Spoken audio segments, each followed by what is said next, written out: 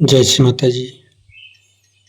परम पूज्य श्री माता जी, कृपा करके आप सारे देव देवियों के साथ पधारिए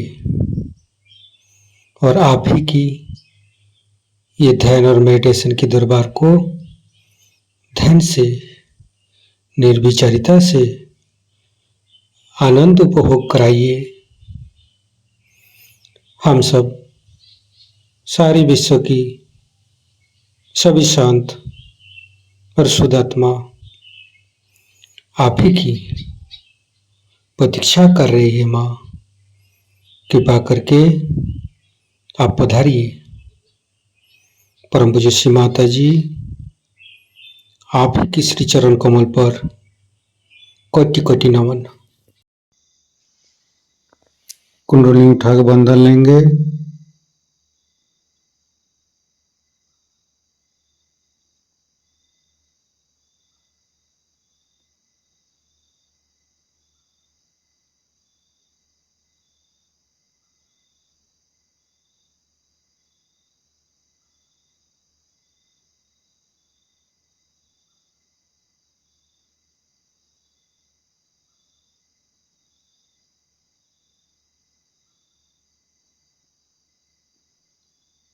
तीनों महामंत्र। ओम तमेव साक्षात् श्री महालक्ष्मी महासरस्वती महाकाली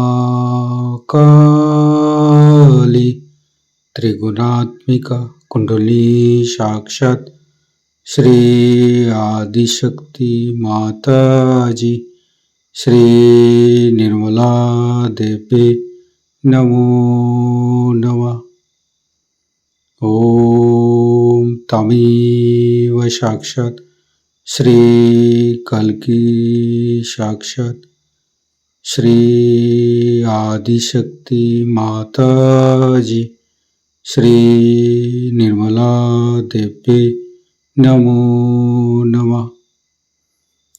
ओम तमेव साक्षात् श्री कल्की साक्षात् श्री सहस्रार स्वामिनी मोक्ष प्रदायिनी माता जी श्री निर्मला देवी नमो नमः। गणेश मंत्र। ओम तमेव साक्षात् श्री गणेश साक्षात् श्री आदिशक्ति माता जी श्री निर्मला देवी नमो नमः। दोनों हाथ खोल के श्री माता जी के सामने बैठेंगे। माँ के बिंदी को देखते रहेंगे। मन में ध्यान का स्थिति लेके आएंगे। मन में अच्छे अच्छे भाव, अच्छे अच्छे चिंता लेके आएंगे।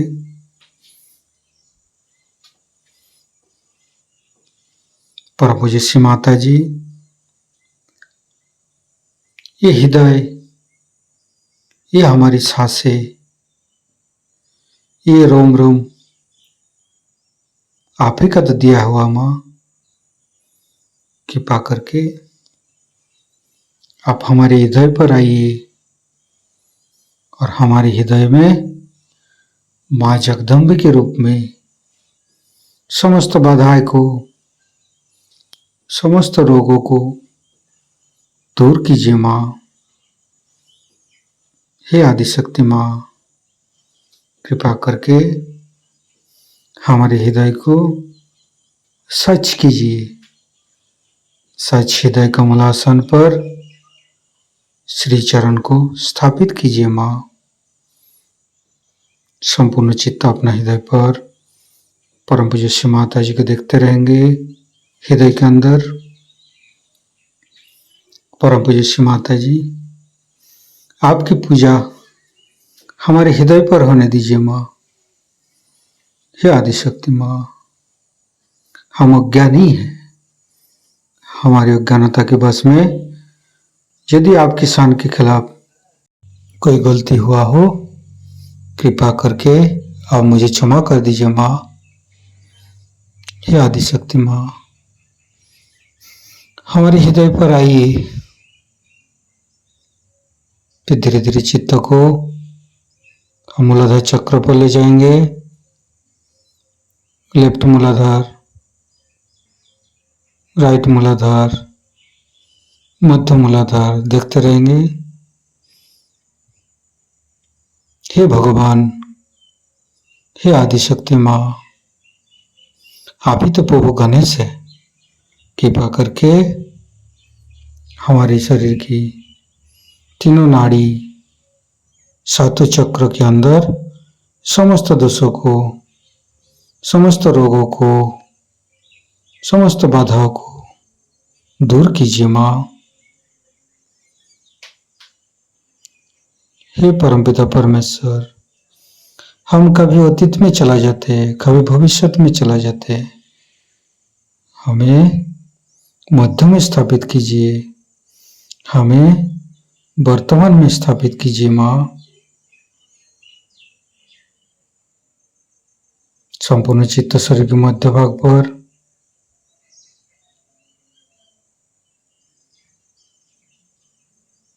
फिर धीरे धीरे चित्त को तीनों स्वादिष्ठान को देखेंगे।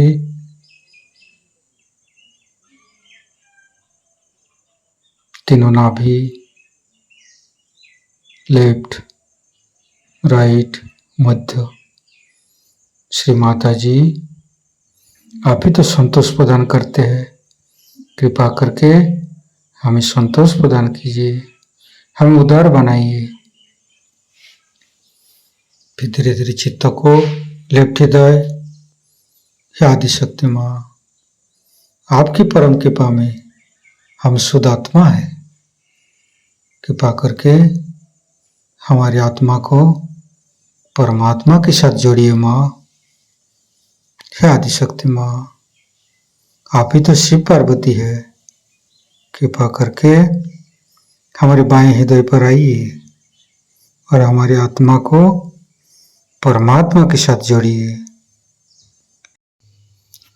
धीरे धीरे चित्त को राइट हृदय, परम पूज्य श्री माता जी, आप ही तो सीताराम जी है। कृपा करके हमारे राइट हृदय पर आइए और हमें मर्यादा प्रदान कीजिए, हमें मर्यादित बनाइए। श्री सीताराम बार बार करेंगे। श्री सीताराम, श्री सीताराम, श्री सीताराम, श्री सीताराम, श्री सीताराम, श्री सीताराम, श्री सीताराम, श्री सीताराम, श्री सीताराम, श्री सीताराम, श्री सीताराम, श्री सीताराम। साक्षात श्री आदिशक्ति माता जी, श्री निर्मला देवी नमो नमः। धीरे धीरे चित्त को मध्य हृदय, परम पूज्य श्री माता जी, कृपा करके हमारे मध्य हृदय पर आइए और हमें साहसी बनाइए। फिर संपूर्ण चित्त, तीनों विशुद्धि, लेफ्ट विशुद्धि, राइट विशुद्धि,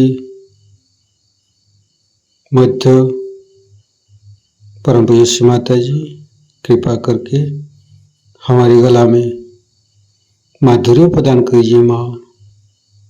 श्री माता जी, आप ही तो राधा कृष्ण है। कृपा करके हमारे गला पर आइए। फिर धीरे धीरे चित्त को फ्रंट आज्ञा,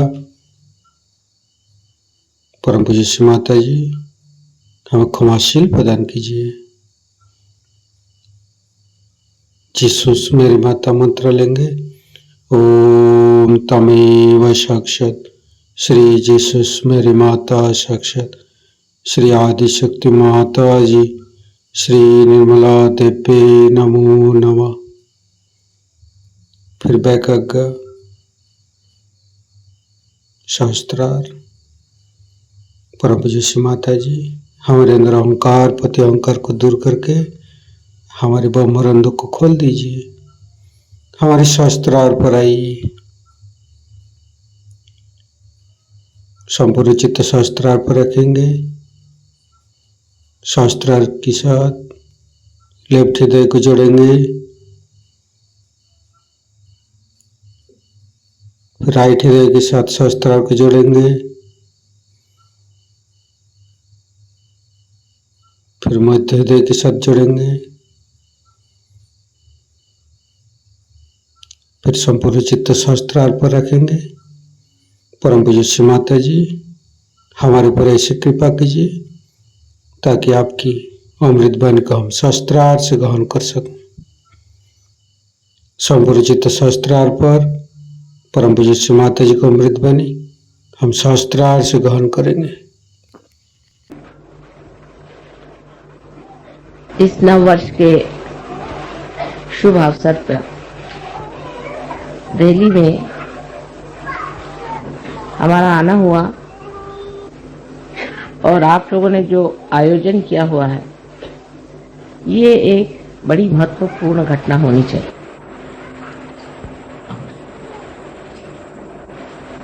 नव वर्ष जब शुरू होते हैं तो उस वक्त कोई न कोई नवीन बात, नवीन धारणा, नवीन सूझबूझ मनुष्य के अंदर जागृत होती है। वो स्वयं स्फूर्त होती है। जिसने भी नवीन वर्ष की कल्पना बनाई है, वो कोई बड़े भारी दृष्टा रहे होंगे जो ये सोच करके कि ऐसे अवसर पर प्रतीक रूप मनुष्य के अंदर एक नई उमंग, एक नया विचार, एक नया आंदोलन जागृत हो जाए। ऐसे अनेक नवीन वर्ष आए और गए, नई उमंगें आई, नई धारणाएं आई और खत्म हो गई। मनुष्य की आज तक की जो कुछ धारणाएं रही हैं, एक परमात्मा को छोड़ के बाकी सब एक मानसिक क्रियाएं रही या बौद्धिक प्रक्रियाएं रही। मनुष्य अपने बुद्धि से जो भी ठीक समझता था, उसका आंदोलन एक नवीन कल्पना समझ करके चला था। वो आंदोलन कुछ दूर तक जाके फिर न जाने क्यों हठात उसी विशेष व्यक्ति को और उसी समाज को या उस समय में रहने वाले लोगों पर आघात करता। इसका कारण क्या था, ये लोग नहीं समझ पाए। लेकिन आज हमें इसका साक्षात बहुत ज्यादा अधिक स्पष्ट रूप से हो रहा है। जैसे कि धर्म की व्यवस्था हुई। धर्म की व्यवस्था में मनुष्य ने जब भी बुद्धि और मानसिक शक्तियों का उपयोग किया तो बुद्धि के दम में वो एक वाद विवाद के क्षेत्र में बढ़ गया और अनेक वाद विवाद शुरू हो गए। अगर सत्य एक है तो पंथ इतने क्यों हुए, इतने धर्म क्यों हुए, उन धर्मों में भी इतने और भी जाति भेद क्यों हो गए। ऐसे भेद करते करते न जाने दुनिया में कितने ही गुट जम गए हैं, जिसका समझ में नहीं आता है। किसी से पूछते हैं कि आप साहब कौन धर्म के हैं, तो आपको ऐसे धर्म का नाम बताएंगे कि जो आपने कभी सुना भी नहीं। ऐसे धर्म धीरे धीरे मेरे ख्याल से हर एक नवीन वर्ष में ही उत्पन्न होते गए, क्योंकि मनुष्य की बुद्धि हर एक नवीन वर्ष में कोई न कोई नया उमंग लेकर पैदा हो। इसी प्रकार हमारे बुद्धि से राजनैतिक क्षेत्र में भी बहुत सी नई नई उमंगें आई और मनुष्य ने नई नई बातें निकाली। जैसे शुरुआत में माना गया कि चलो एक राजा ही रहे तो अच्छा है, राजा सबको समझ लेगा और राजा से ही सबको बड़ा लाभ हो जाएगा। तो देखा कि जिसको राजा बनाया वही दुष्ट निकला, उसी ने सताना शुरू कर दिया। फिर कहा नहीं, राजा तो ठीक नहीं, इसकी जगह ऐसा करो कि प्रजातंत्र चीज शुरू। फिर उन्होंने प्रजातंत्र शुरू किया। प्रजातंत्र में देखा गया कि हर एक आदमी अपने को बिल्कुल ऐसा समझता है कि वो स्वयं ही उस प्रजा का संस्थापक है, संचालक है और करता है। अब आप देख रहे हैं कि अमेरिका में कितना आतंक मचा हुआ, किस कदर हिंसाचार मचा हुआ। अगर पढ़ते हैं तो आश्चर्य होता है कि इस प्रजातंत्र का हाल ऐसा क्यों हो गया, ये तंत्र सारा गड़बड़ क्यों। वही हाल बाद में आप कम्युनिज्म जो आया वो उसकी एक समझ लीजिए कि दूसरी एक नवीन उमंग लेकर के संसार में आया कि अब हम एक नया ऐसा संसार बसाएंगे कि जिसमें सब मनुष्य में समानता आ जाए, उनमें कोई भी तरह का फर्क न रहे, खाने पीने में हर चीज में एक जैसा हो जाए और उसके अलावा उसको कोई स्वतंत्रता नहीं है। अगर वो स्वतंत्र हो गया तो स्व के तंत्र में वो गड़बड़ हो जाता है, इसलिए उसकी स्वतंत्रता हटा दी जाए। क्योंकि मनुष्य को जब एकदम मूर्ख समझा जाए तभी ऐसा हो सकता है। फिर मनुष्य मूर्ख नहीं है, वो तो हर जगह उसको आप जितना दबाएगा उतना वो खोपड़ी पे चढ़ेगा। तो ये भी चीज कुछ बन नहीं पड़ी, वो भी नहीं बनी, ये भी नहीं बनी। इस तरह से जहां देखते हैं वहीं आतंक है। धर्म के मामले में तो आप देख रहे हैं कि किसी के धर्म की हालत देख करके लगता ही नहीं कि परमात्मा भी कोई चीज हो सकती जो एकमय हो, वो केवल हो। इसके लिए सब लोग आपस में सर काट रहे हैं, सबको मार डाल रहे हैं। तो ये कारण क्या है? जब चीज आपकी एक बहुत ही ज्यादा सुष्ट रूप से नवीनतम संसार में आई है, तो इस नवीनतम चीज में और इस नाविन्यपूर्ण चीज को इस कदर गंदी, मैली, कुचैली करके क्यों संसार में आंखों में नजर आ रही है, उसका ऐसा हाल क्यों हो रहा है? क्या वजह है कि जो चीज इतनी उदात्त, महान और उसको शुरू करने वाले भी बड़े महान और उदात्त रहे हैं, वो सब के सब जा करके आज कहाँ पहुंच गए। जैसे अमेरिका में मैं सोचती हूँ कि बहुत बड़े इंसान हो गए, उनको हम कहते हैं अब्राहम लिंकन, बहुत बड़े आदमी थे, रियलाइज सोल थे। उन्होंने सीधी चीज, इतनी बढ़िया चीज संसार में ला दी, इतना बड़ा काम कर दिया। लेकिन अब जो है वहां देखते हैं तो सोचते हैं जो उन्होंने किया था पता नहीं उसको किस तरह से इन लोगों ने एकदम विद्रूप और कुरूप करके रख दिया। एक ये बात हो गई। दूसरे अगर आप देखिए तो कम्युनिज्म भी जिस लेनिन और मार्क्स ने बनाया था वो भी रियलाइज सोच थे। उन्होंने भी जो सोचा था वो भी हितकारी चीज थी, वो हित के जगह अब सबका हित थी। और क्या धर्म के भी जो जो संस्थापक हुए सब भी बड़े उदात्त और बहुत महान लोग थे, और उनको भी कोई कह नहीं सकता, उनकी तरफ कोई निर्देश करके नहीं कह सकता कि इन्होंने कोई गलत काम किया हो या इन्होंने कोई गलत धारणा से चीज हो, ऐसी बात नहीं। लेकिन आखिर आगे जाकर के वो चीज ऐसी थी। हीरा जो था वो जाकर के कीचड़ में कैसे मिल गई?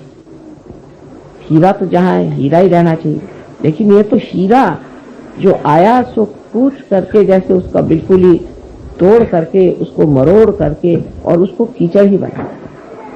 और सभी दूर ये चीजें देख करके बड़ा आश्चर्य होने लगता है कि इस तरह की जितनी विवाद की चीजें आई। अब साइंस आया संसार में, लोगों ने कहा अब साइंस आया, अब तो हम लोग के सारे प्रश्न हल हो गए, और उस सब प्रश्न हल होने के बाद में और अब हमें कोई चीज की चिंता नहीं करनी चाहिए और सब चीज ठीक हो जाएगी। तो बात नहीं, हमने एक राक्षस बना के रख दिया है, एटम बॉम्ब, हाइड्रोजन बॉम्ब, ये वो अपने खोपड़ी पे खड़े कर दिए।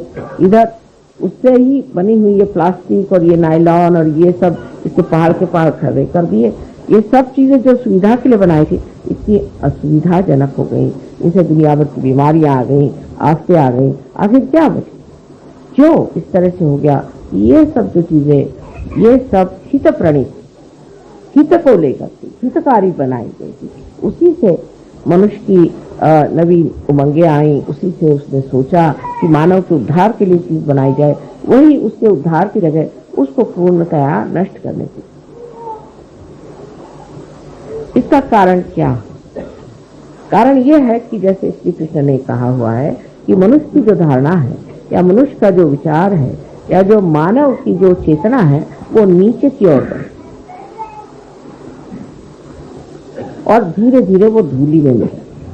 ये उन्होंने कहा नहीं, ये मैं कह रही, क्योंकि आज वो साक्षात है।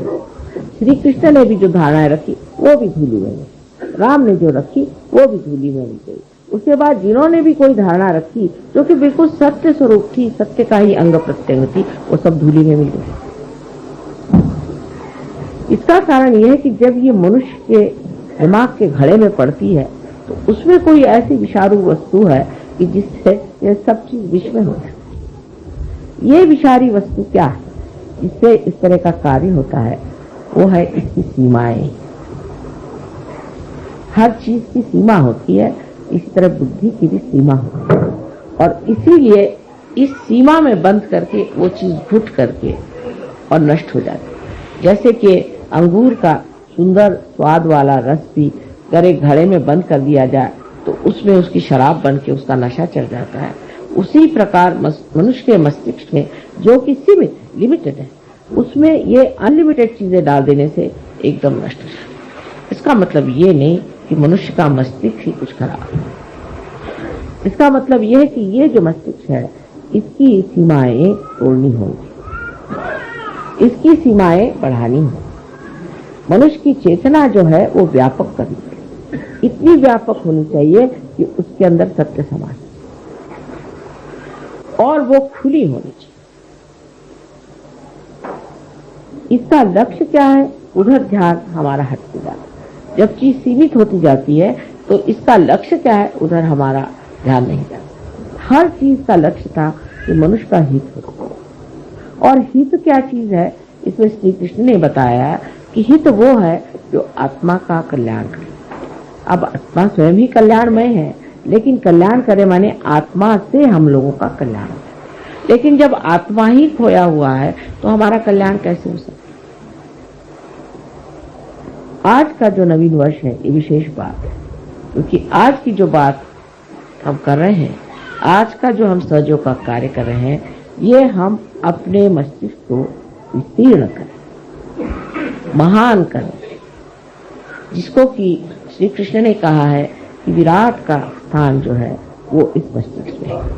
इसके अंदर उसके जड़ें, उन जड़ों को हम जागृत कर रहे हैं।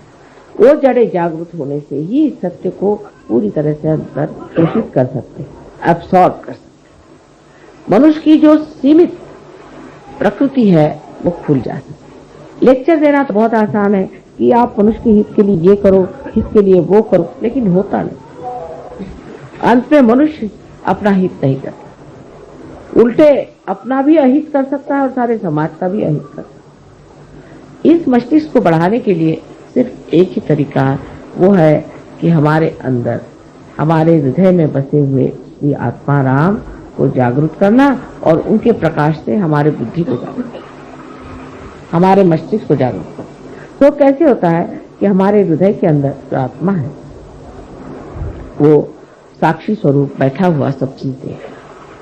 जिस वक्त कुंडलिनी, जिसे आप गौरी माता कहते हैं, जब जागृत हो जाती है तो मस्तिष्क में भेद करके यहाँ पर ब्रह्मरंध्र को छेदने के बाद यहाँ पर जो परमात्मा का वास है उसे आलोकित कर। परमात्मा का ही प्रतिबिंब हमारे हृदय में आत्मा स्वरूप। जैसे ही हमारा आत्मा जागृत हो जाता है तो इस आत्मा के चारों तरफ ये 7 चक्र के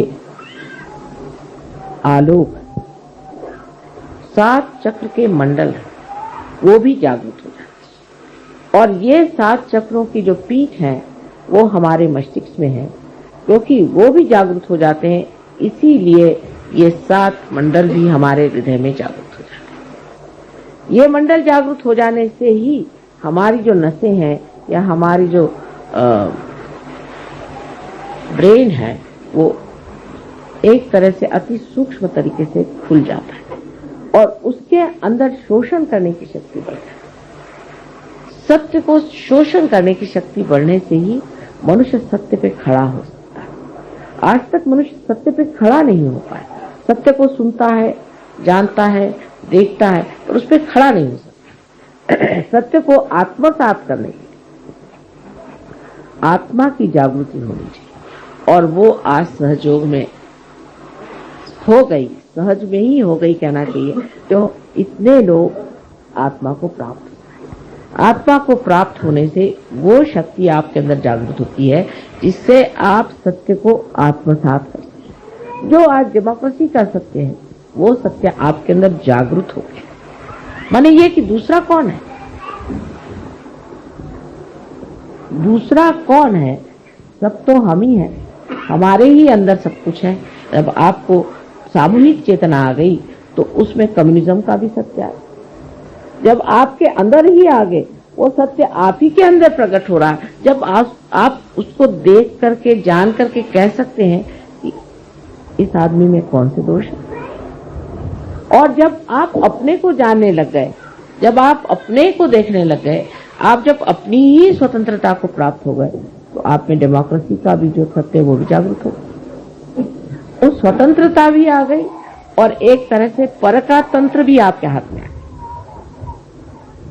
दूसरों का जो तंत्र है वो भी आपके हाथ में आ गया और आपकी स्वतंत्रता भी आप जान पड़ेगी कि अपना भी स्व का तंत्र आपने जाना। शिवाजी कहते थे स्वधर्म ओळखाओ, स्व का धर्म जानो। स्व का माने अपने आत्मा का धर्म आप जानो। और आत्मा का धर्म जो है, कहने को तो स्व है लेकिन ये जागतिक विश्व का आत्मा है। जो विश्व का आत्मा है वही हमारे हृदय में बसा हुआ है।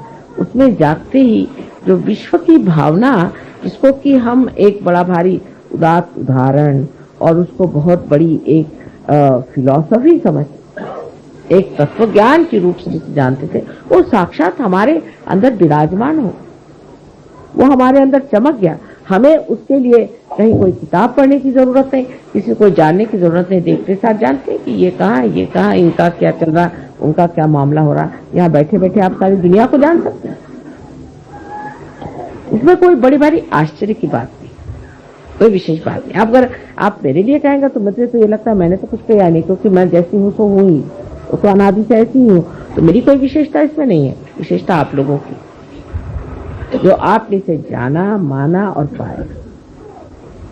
लेकिन सहयोग का ज्ञान प्राप्त करने पर उसका अंत नहीं होता। ज्ञान तो हो गया, ज्ञान होना माने आपके नर्वस सिस्टम पे उसे जाना, ये तो हो गया। नर्वस सिस्टम पे आप जानते हैं कि दूसरों को क्या शिकायत है और आपको क्या शिकायत है, ये तो ज्ञान प्राप्त हुआ।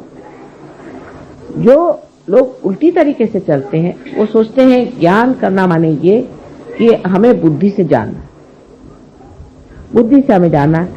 बुद्धि से जानना माने क्या कि हम अब किताबें पढ़ के जान लेंगे, या हम किसी गुरु के पास बैठ करके जान लेंगे, या किसी के उपदेश सुनने से हम जान लेंगे। तो नहीं जान। ज्ञान का मतलब है कि आपके नर्वस सिस्टम में से जाना, यही ज्ञेय शब्द, यही वेद है, यही विद है, यही बोध है, यही बुद्ध है। यानी आज आप बुद्ध हैं क्योंकि आपको बोध हो गया। बोध होने का मतलब ये नहीं किसी ने बोध पिला दिया आपको, हाँ भाई ऐसा करो, ये करो, वो करो, और उससे पहले जो कुछ भी आपको बताया गया वो सब व्यर्थ ही हो गया। किसी ने बताया हाँ साहब आप सवेरे खाना मत खाइए, शाम को खाना खाइए, किसी ने कहा सवेरे खाइए, शाम को मत खाइए, कुछ ऐसी वैसी सब बातें चलते चलते लोग पहुंचे कि साहब समझ में नहीं आता। कोई कहते सवेरे खाओ, कोई कहते रात को, कोई कहते इधर करो, कोई कहते वो करो, और कुछ बनता ही नहीं। लेकिन जो बोलता है उसके तो कोई चरित्र में विशेषता नहीं आई, उसका तो कोई स्वभाव नहीं बना। सो महावीर जी के इसमें मैं अभी कल ही मुझे एक चीज मिली, महावीर जी ने कहा है कि पहले ज्ञान को प्राप्त करो। तो सब जितने भी जैन लोग थे उन्होंने सोचा ज्ञान को प्राप्त करना माने किताबें पढ़ो, ये पढ़ो, वो पढ़ो, सम्यक ज्ञान फलाना ठिकाना। सम्यक ज्ञान कहने से क्या सम्यक ज्ञान आने चाहिए, वो तो अंदर जागृति से आएगा ना। सम्यक माने इंटीग्रेटेड। जब तक आपके सारे चक्र इंटीग्रेट नहीं होंगे तब तक सम्यक ज्ञान नहीं आ सकता। तो उनका भी विचार जो था वो खत्म कर दिया। पहले उन्होंने कहा ज्ञान आना चाहिए, अब ज्ञान में चल पड़े। हमारे यहाँ एक से एक पंडित, मराठी में कहते पढ़त मूर्ख, पढ़ पढ़ के मूर्ख बन गए। पढ़ी पढ़ी पंडित मूर्ख बन, तो वो निकलता ही नहीं खोपड़ी में से। जो सीखा हुआ तो इतना होता है कि कभी कभी कोई पढ़े लिखे लोग आते तो उनसे कहते ऐसा करिए आप 2 दिन तक आप बोलते ही रहिए, जो कुछ भी आपके खोपड़ी में पहले आप मुझे बता दी, खोपड़ी से निकल जाएगा तब फिर बात करें, क्योंकि दूसरे ही सब घुसे ही इनके सर में, तो इनको कैसे घुसाया जाए। ये इस प्रकार हमारी जो बुद्धि है उसके चक्कर ऐसे चल पड़ते हैं कि जो चीज बताई, जो लक्ष्य है उससे हटके। पहली चीज उन्होंने बताई ज्ञान, ज्ञान प्राप्त। ज्ञान प्राप्त करने का मतलब क्या है? ज्ञान प्राप्त करने का मतलब होता है बोध। तो कैसे होगा? किसी ने ये नहीं पूछा कि ज्ञान कैसे प्राप्त होगा। श्री कृष्ण ने भी साफ तरीके से नहीं कहा कि कुंडलिनी का जागरण होना चाहिए, वो जमाना नहीं था। सिर्फ अर्जुन से उन्होंने बात करी, क्या दुनिया के लिए नहीं की थी कि अब लोग बैठ करके सबको गीता सुनाते हैं, सिर्फ अर्जुन के लिए था। अर्जुन एक रियलाइज सोल था, उससे बात करी, और नॉन रियलाइज से तो उन्होंने बात नहीं करी, एक अर्जुन से बात करी। और वो सारे अब दुनिया भर को आप इन्होंने तो जिनका रियलाइजेशन नहीं हुआ, जो अंधे हैं, उनसे आप बताइए कि हाथ में आपके सांप है, आप छोड़ दीजिए, आप छोड़ दीजिए, कभी नहीं छोड़ सकते। तो शुरुआत ही नहीं हुई किसी चीज की, अभी शुरुआत ही नहीं। जब शुरुआत हुई तो आपने देखा कि हाँ चीज ठीक है, आंख खुलती बाप रे हाथ में सांप है, आपने छोड़ दिया।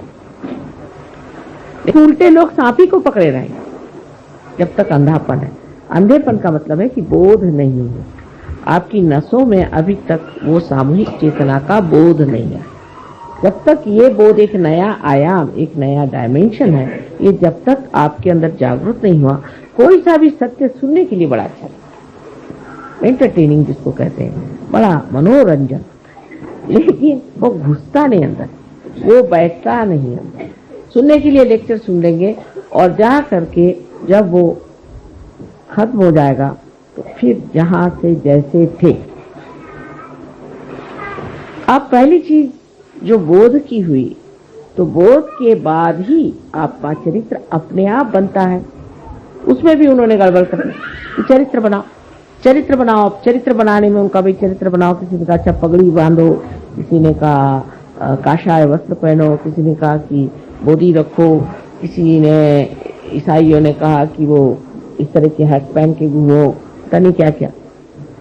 अब वो सब कर रहे, सारे कर्म कांड कर डाले और देखा कि नर्क की ओर घुसे चले जा रहे, सब कर्म कांड करते, सब नर्क की ओर रास्ता बना चला जा।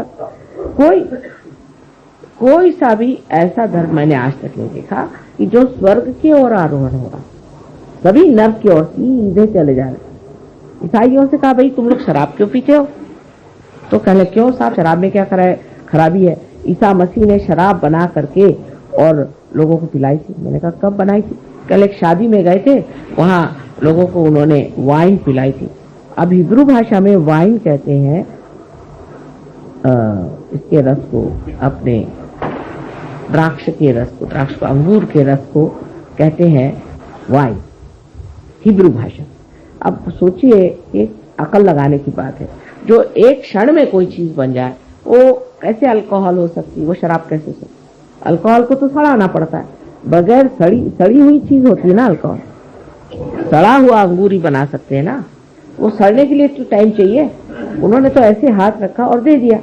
जैसे आपके माँ के साथ भी हुआ, अभी हम लोग गए थे तो वहां जिस गवर्नमेंट ने काफी मदद की और उन्होंने कहा कि इनका ब्रॉडकास्ट करिए, तो वो जो डायरेक्टर साहब थे उन्होंने कहा हमें आप पहले रियलाइजेशन दीजिए, तब हम फिर आपका सब करेंगे। अच्छा ठीक है। तो हमने कहा अच्छा जरा पानी मंगाओ, पानी में हमने हाथ फेरा, उन्होंने पिया तो पानी है क्या? मैंने कहा क्यों? नहीं ये तो पहले वाइन जैसे लग रहा है।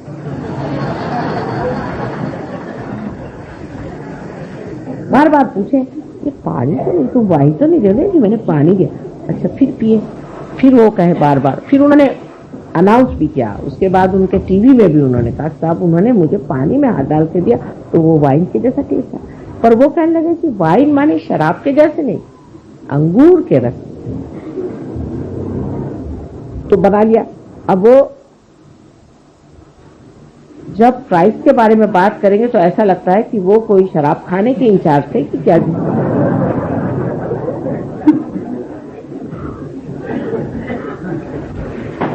उसी प्रकार हरेक धर्म में, अब सिख धर्म में बताया गया कि आप अपनी रक्षा के लिए कृपाण रखें, इसलिए क्योंकि उस वक्त उन पे हर तरह के आघात होते। तो अब वो बंदूकें और सांप तोप गोले और दुनिया भर की जितनी भी हिंसाकारी चीजें हैं, यानी हिटलर को वो आजकल पूजा कर रहे हैं, नानक साहब को नहीं करते। हालांकि नानक साहब ने ये भी नहीं कहा था, लेकिन पूरा भी देखा जाए तो कहीं नहीं कहा गया था कि आप तोपखाने रखिए। ऐसी कौन सी आप पे आफत आई? इस वक्त आफत थी तो उन्होंने सिर्फ कहा था कृपाण रख लो, भगवान के नाम पर काफी है। और किसी ने चलाया नहीं कृपाण, किसी ने चलाया नहीं था, रक्षा के लिए सिर्फ एक प्रतीक रूप से उन्होंने कहा रखे। पहले तो जब हम लोग छोटे थे तो सिख लोग इतना सा छोटा सा रखते थे कृपा, इतना छोटा। अब देखती हूँ साइज बढ़ते बढ़ते जैसे जैसे दिने दिने बढ़ते सवायो, आजकल ये हालत है कि तोपखाने रखे हो। ये इतनी हमारी तो अभी इतनी उम्र हुई है, इस उम्र में हम ही देख देख के हैरान है कि ये इसका साइज इससे बढ़ते बढ़ते इतना बड़ा क्यों हो गया। अब उन्होंने कहा था कंघा रखो, तो कंघी तो छोटी होती होते होते इतनी हो गया, अभी तो दिखाई भी नहीं देती। और ये तोपखाने जो है इतने लंबे लंबे हो। तो ये बुद्धि के चक्कर जो है हमेशा गलत चीज पर क्यों जाते, क्योंकि मनुष्य की चेतना हमेशा नीचे की ओर जाती। लेकिन सहयोग के बाद आपको चरित्र अपना बनाना ही पड़े। अब कोई कहेगा कि नहीं साहब हमको नहीं बना, चल नहीं सकता, अपने आप बनते जाए। यो आपकी कुंडलिनी आपको बनाते ही जाए, धीरे धीरे धीरे धीरे आपको वैसे बनना ही पड़ेगा। वो कह रही कि अच्छा नहीं बनते हो, चलो इस तरह से, वो टेढ़ी उंगली घी भी निकाल लेगी, वो आपको इस तरह से बना के रख देगी कि आप कहेंगे कि हार गए बाबा, जो कहोगे। एक साहब थे तो वो उनका दूसरे दिन ही शराब वराब सब छूट गया। उसके बाद वो गए जर्मनी, उन्होंने कहा थोड़ी सी चख तो ले, यहाँ से मुझे बड़ी पसंद की वाइन क्या लगती है। वो कहते हैं कि मैंने जो पिया तो उसके बाद माँ इतनी मुझे उल्टियां आई। मैंने कहा क्यों? कल ऐसे लगे कि मैंने जैसे कोई सड़ा हुआ बुच खा लिया। तुमने सड़ा हुआ बुच कभी खाया था क्या? तो कह ले नहीं, जब हम लोग डॉक्टर है ना कभी बुच खोलते हैं तो उसकी स्मेल जो आती, मैंने सोचा कि वो सारा मैंने खाया। और उल्टी पे उल्टी, उल्टी पे उल्टी, कहने मेरे खून निकल आया, इतनी उल्टियां हुई। मैंने कहा कान पकड़े, आज से कभी नहीं छूंगा ये शराब। मैं तो कुछ नहीं कहती ना, मैंने उल्टी करवाई, लेकिन आप ही स्वयं साक्षात सत्य पे खड़े हैं, उसे मैं क्या करूं? आप ही स्वयं स्वच्छता में खड़े हैं। अगर आप स्वच्छ हो जाए तो आपको कोई गंदगी नहीं अच्छी लगेगी, अपने आप ही चीज घटित होने लगे। शुरू में बहुत तकलीफें होती है, कुछ लोगों को तो बहुत ही परेशानी होती है इसमें आने में। किसी में ईगो आ जाता है तो वो अजीब सा कूदने लग जाता है। मैं देखती रह जाती हूँ कि अभी तो अच्छे बैठे हुए थे, अभी बंदर के जैसे कूदने लगे। फिर किसी में देखती हूँ कि एक तरह की बड़ी घृष्टता आ जाती है, किसी में बड़ा गुस्सा आ जाता है, किसी में कुछ होता है, पर धीरे धीरे धीरे धीरे वो मुलायम होते जाते हैं और चीज सब बनती है। वो कैसे बनती है, क्या बनती है, वो मैं आपको नहीं बताऊं, लेकिन वो बनती है। क्योंकि बताने पर आप लोग घबरा जाए। उसके तौर तरीके जो है बहुत नाजुक है, लेकिन है बड़े कठिन। जैसे कि हम लोग कभी नहीं सोचते हैं कि किस तरह से फूल खिलते हैं, फिर किस तरह से उसके साथ कांटे आ जाते हैं, किस तरह से पेड़ बनते हैं, कैसे सुंदर सुंदर पत्तियों के आकार विकार बनते जाते हैं। ये हम कभी नहीं सोचते। जब होता है तो देखते हैं हाँ कितना निसर्ग सुंदर है, इतने निसर्ग रम्य स्थान में हम आ गए, सब ये सोचते रहते, लेकिन ये नहीं सोचते कि ये कैसे बनी होगी, कौन सी शक्ति ने बनाया होगा, किस सुंदरता से बनाएगा, और उसके पीछे कितनी स्फोटक, कितनी भयंकर शक्ति भी हो सकती है। उसमें कुछ ऐसी भी चीज हो सकती जो इस चीज को बनने को रोके तो उसको घात करने वाली होनी चाहिए। ऐसी कोई न कोई शक्ति और भी उसके साथ जुटी हुई है जो हर समय उसकी सुरक्षा के लिए और रक्षण के लिए खड़ी। अनेक स्थल पे आपको इस तरह से अनुभव आते रहेंगे आपके चरित्र के। एक साथ थे, उन्होंने सहयोग के बाद सब छोड़ दिया, लेकिन सिगरेट जरा छूटी नहीं। तो एक दिन वो मोटर में जा रहे थे और लोगों के साथ और सिगरेट पी रहे थे। सिगरेट पीते पीते उनके मोटर में एक्सीडेंट हुआ। किसी को कुछ नहीं हुआ, उनकी सिर्फ ये उंगली विशुद्धि की थोड़ी सी फटकार दें, तब वो समझ गए बात क्या। इस प्रकार धीरे धीरे चीजों से, शिक्षाओं से आप सीखते जाते हैं कि हमारा चरित्र जो है जरा इधर उधर जा रहा है, मोटर जो है वो जरा सी सीधे रास्ते पर नहीं, जरा कुछ इधर उधर चल रही है, फिर आप ठीक कर लेते, फिर आप ठीक कर लेते, करते करते ऐसी दिशा में आ जाते हैं कि आप दोनों ही चीज, एक्सेलरेटर और उसका ब्रेक, उसके माहिर हो, मास्टर। वो मास्टरी जब आ गई तब समझ लेना चाहिए कि आप ड्राइवर हो। अभी सिर्फ ड्राइवर हो, अभी मास्टर होने के लिए आपको निर्विकल्प में उतरना है। जब आप निर्विकल्प में उतर जाते तब आप गुरु महाराज हैं। मैं आप सबको नमस्कार करती हूँ, सब आप लोग गुरु हो, अपने ही गुरुत्व करके, अपने ही को सिखाकर, अपने ही को समझाकर। आप गुरु ऐसे वैसे नहीं हुए, दूसरों को सिखाना बहुत आसान है, लेकिन जिस तरह से हमारे कॉलेजेस में पहले टीचर्स के पास हम पढ़ते हैं, फिर जाके प्रोफेसर से पढ़ते हैं, मेहनत करते हैं, फिर हम गुरु होते हैं। इसी प्रकार सहयोग में भी पहले अपने ही ऊपर उसका सब अनुभव करके, उसका पूरा प्रयोग, एक्सपेरिमेंट करके फिर हम गुरु होते हैं। और जब हम गुरुत्व को आ जाते हैं तब फिर हम जानते हैं सबका कि हाँ हम भी ऐसे ही थे, तुमको हम जानते हैं, हाँ ऐसे ही हमारा का यही मामला था, हम सब जानते हैं। तब फिर बहुत आसान हो जाता है, तब आप गुरु हो जाते हैं। और इसको कहना चाहिए कि सहज का जो चरित्र बनना और सहज में ज्ञान को प्राप्त होकर के, ये चीज जब तक नहीं आती है तब तक मनुष्य में उसकी विशेषता नहीं। लेकिन अब आप देखेंगे कि जिस वक्त आप गुरु हो जाते हैं तब आपको पता होता है कि अभी हमें कमियां हैं, तब आपको कोई न कोई तपश्चर्या करनी। वो तपश्चर्या का मतलब ये नहीं कि आप कुछ उसमें भूखे मरिए, ये तो माँ कभी नहीं चाहेगी, क्योंकि माँ को दुख देना तो आप भूखे रहिए। भूखे रहने की कोई जरूरत नहीं, भूखा रहना बिल्कुल जरूरी नहीं है। हाँ, अगर आपको नहीं खाना तो नहीं खाइए, वो दूसरी बात है, पर परमात्मा के नाम पर आपको कौन सा तप करना है, कौन से तप से आप चलें। परमात्मा के नाम पर एक ही तप करना चाहिए, माने ये कि अपनी स्थिति निर्विचार में बनानी चाहिए। ध्यान धारणा से अपनी सफाई करके अपनी स्थिति आपको निर्विचार में बनानी। निर्विचार में जब आप आ जाते हैं तभी आपका जो ये पौधा है बढ़ता है।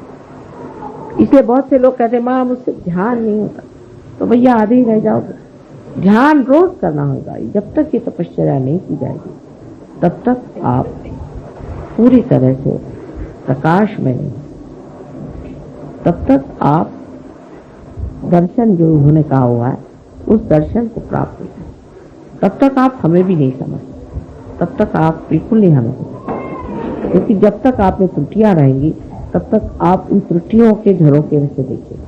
जैसे कि कोई नीले रंग का आप अपने आंख पर पर्दा बांधे तो हम आपको नीले दिखाई देंगे, पीले रंग का बांधे तो पीले दिखाई देंगे। इसी प्रकार कोई भी विकृति आपके अंदर होगी तो उसी तरह हम आपको नजर आएंगे, हम आपको जो असलियत में नजर आएंगे ही नहीं। वो एक हमारा तरीका। तो इसलिए ये चार चीजों को आपको इस नवीन वर्ष में सोच लेना कि अब हमारे पास ज्ञान प्राप्त हो गया है, हमें अब अपना चरित्र बनाना है, और चरित्र बनाने के लिए जो हमें तप और ध्यान करना है वो हमें करना है किसी भी हालत। लोग कहेंगे साहब हमारे पास समय नहीं, लेकिन ये बात नहीं। इंग्लैंड जैसे शहर में जहाँ कितनी ठंड रहती, लोग 4 बजे उठ के नहा करके ध्यान करते, लेकिन हिंदुस्तान में लोग कहते हैं अच्छा अगले साल करें।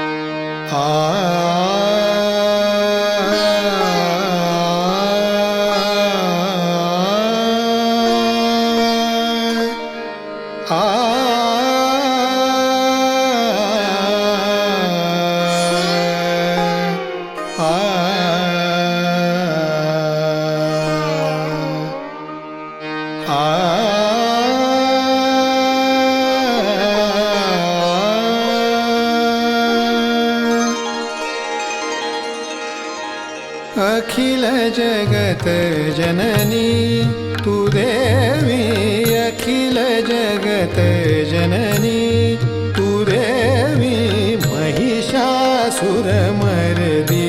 भवतारिणी, महिषासुरमर्दिनी भवतारिणी, त्रिविधताप मनीचे मम शमवी, त्रिविधताप मनीचे मम शमवी, अखिल जगत जननी जननी तू देवी देवी देवी देवी, अखिल जगत जननी।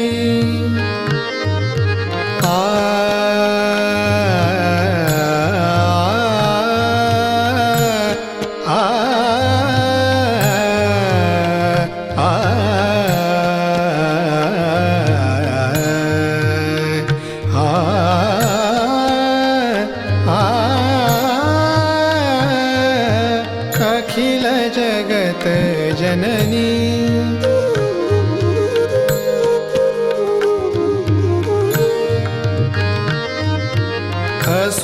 असुरपतितमय धरा जाहली, असुरपतितमय धरा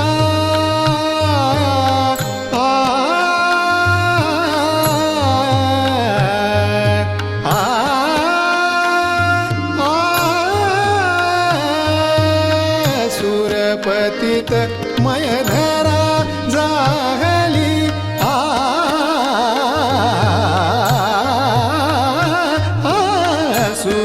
असुरपतितमय धरा जाहली, भाव भक्ति निर्मल सेवा मुरली, भाव भक्ति निर्मल सेवा मुरली, दलन करुनियरी जन मन रमवी, अखिल जगत जननी।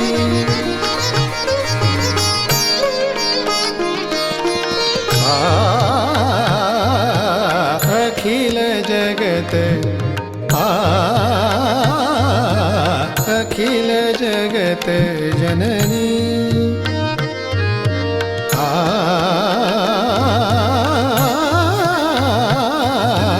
अखिल जगत जननी तू देवी, अखिल जगत जननी, अखिल जगत जननी, अखिल जगत जननी तू देवी।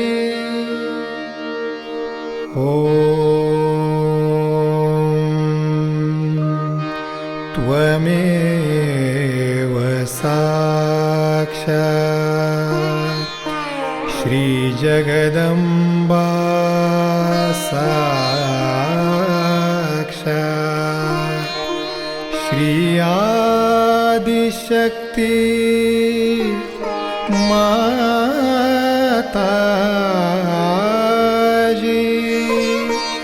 श्री निर्मला देवे नमो नमः, नमो नमः, नमो नमः।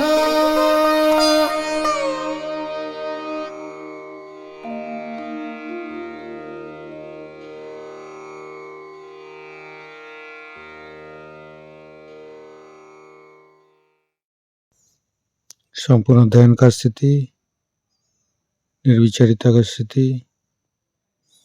इस स्थिति पर परम पूज्य श्री माता जी को परम चैतन्य अनुभव करते हुए परम चैतन्य की वर्षा अनुभव करते हुए थोड़ी देर रहेंगे। प्रे करेंगे परम पूज्य माता जी, आज का ये ब्रह्म ध्यान पर आपने जो हमको परम चैतन्य अनुभव कराया, इसके लिए मैं आपको कोटि कोटि नमन। कुंडली उठा के बंधन लेंगे।